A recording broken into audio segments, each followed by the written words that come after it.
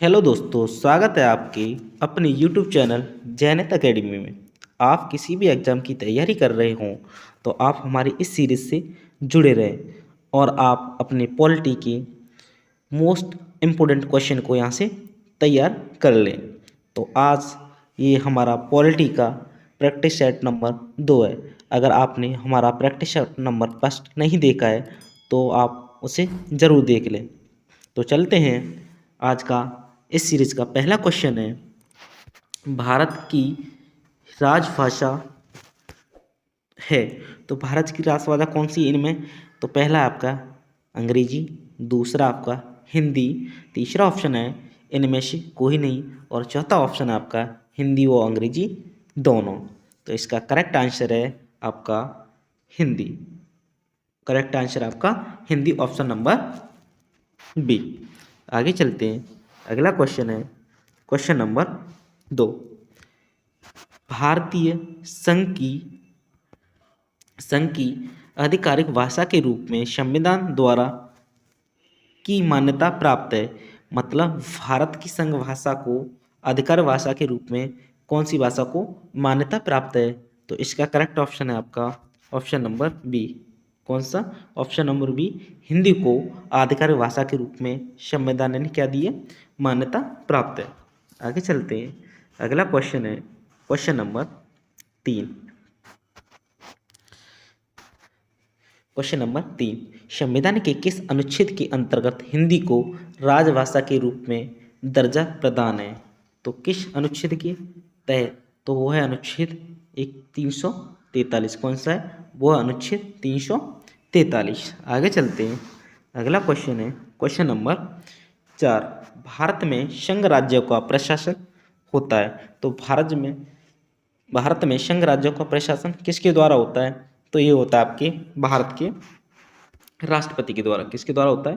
तो ये होता है आपके ऑप्शन नंबर ए, भारत के राष्ट्रपति के द्वारा। आगे चलते हैं। अगला क्वेश्चन है क्वेश्चन नंबर 5।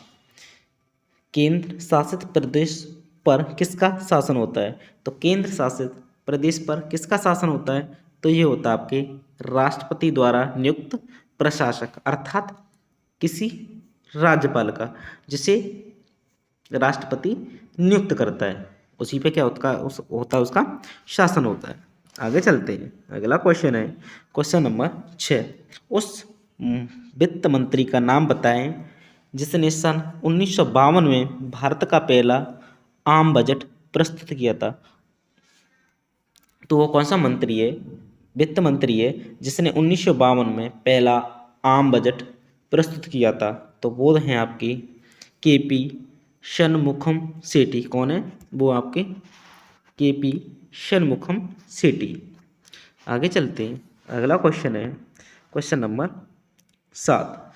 निम्नलिखित में से कौन सा आयोग संवैधानिक नहीं है? तो इनमें से कौन सा आयोग है वो कैसा नहीं है? संवैधानिक नहीं है। तो वो कौन सा है? वो है आपका ऑप्शन नंबर डी, योजना आयोग। ये आयोग कैसा है? संवैधानिक नहीं है। आगे चलते हैं। अगला क्वेश्चन है क्वेश्चन नंबर 8। संविधान के किस अनुच्छेद द्वारा संसद की संयुक्त बैठक का प्रावधान किया गया है? तो संविधान के अनुच्छेद 108 के तहत संयुक्त बैठक का क्या किया गया है? प्रावधान किया गया है। आगे चलते हैं। अगला क्वेश्चन है क्वेश्चन नंबर 9। भारतीय संविधान के किन अनुच्छेदों में नागरिकता संबंधी प्रावधान है? तो भारत के अनुच्छेद 5 से 11, कितना? 5 से 11 के बीच नागरिकता का संबंध है। और ये किस भाग में? तो ये भारतीय संविधान के भाग 2 में है। आगे चलते हैं। अगला क्वेश्चन है क्वेश्चन नंबर 10। भारतीय संविधान लिखित में से कौन से नागरिकता प्रदान करता है? तो भारतीय संविधान नागरिकों को अपनी कौन सी नागरिकता प्रदान करता है? तो वो करता है आपका एकल नागरिकता। कौन सी नागरिकता प्रदान करता है? तो वो करता है आपका एकल नागरिकता। आगे चलते हैं। अगला क्वेश्चन है क्वेश्चन नंबर 11। मौलिक अधिकार संविधान के किस भाग में वर्णित हैं? तो मौलिक अधिकार संविधान के भाग भाग 3 में बढ़ देते हैं। किस में बढ़ देते हैं? तो ये बढ़ देते हैं आपकी भाग 3 में। भाग 2 अभी पढ़ चुके हैं, उसमें आपकी क्या है? तो उसमें आपकी है नागरिकता। क्या है? नागरिकता। भाग 4 में आपकी क्या है? राज्य के नीति निर्देशक तत्व। आगे चलते हैं, अगला क्वेश्चन है क्वेश्चन नंबर 12। संविधान के किस अनुच्छेद के प्रावधान के अंतर्गत भारत सरकार द्वारा भारत रत्न, पद्म विभूषण आदि अलंकरण प्रदान किए जाते हैं? तो किस अनुच्छेद के द्वारा ये सारे पद या जो कुछ भी भारत सरकार सैनिक वगैरह को या लेखक वगैरह को ये पद्म भूषण या भारत रत्न पुरस्कार प्रदान की करता है, तो वो किस अनुच्छेद के द्वारा करता है? तो ये करता है आपका अनुच्छेद 18 के द्वारा। आगे चलते हैं, अगला क्वेश्चन है क्वेश्चन नंबर 13। भारतीय संविधान को किसने बनाया था? तो भारतीय संविधान को किसने बनाया? तो ये बनाया आपके भारतीय संविधान को भारत की संविधान सभा ने क्या किया था? तैयार किया था। आगे चलते हैं, अगला क्वेश्चन है क्वेश्चन नंबर 14। संविधान सभा के लिए चुनाव कब संपन्न हुए? तो संविधान सभा के लिए चुनाव आपके 1946 में संपन्न हुए थे। कब हुए थे? तो ये हुए थे 1946 में। आगे चलते हैं, अगला क्वेश्चन है क्वेश्चन नंबर 15। भारतीय संविधान सभा की स्थापना कब की गई? तो भारतीय संविधान सभा की स्थापना 9 दिसंबर 1946 को की गई। कब की गई? तो भारतीय संविधान सभा की स्थापना कब की गई? तो ये की गई थी आपकी 9 दिसंबर 1946 में। आगे चलते हैं, अगला क्वेश्चन है क्वेश्चन नंबर 16।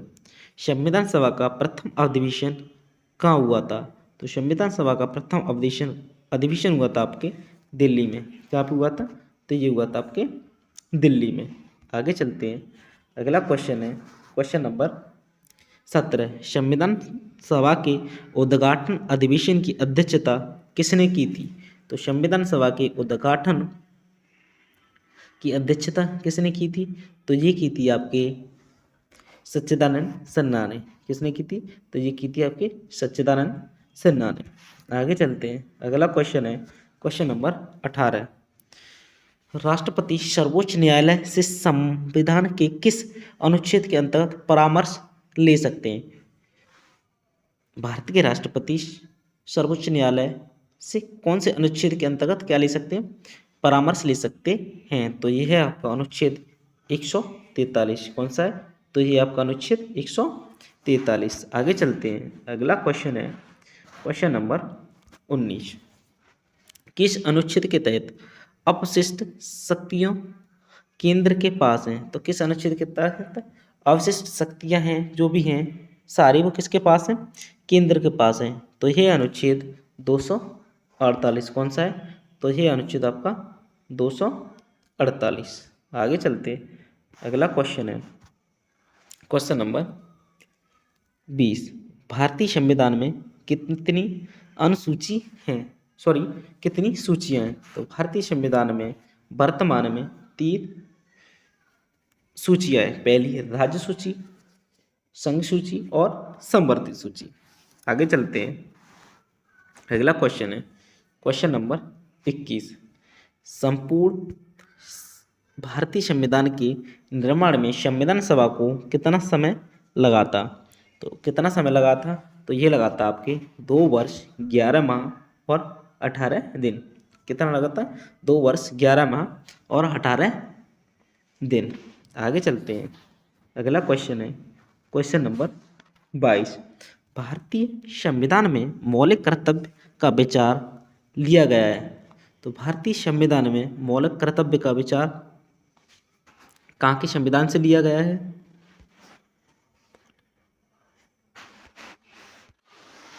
तो ये लिया गया आपकी रूस के संविधान से। कहाँ से लिया गया?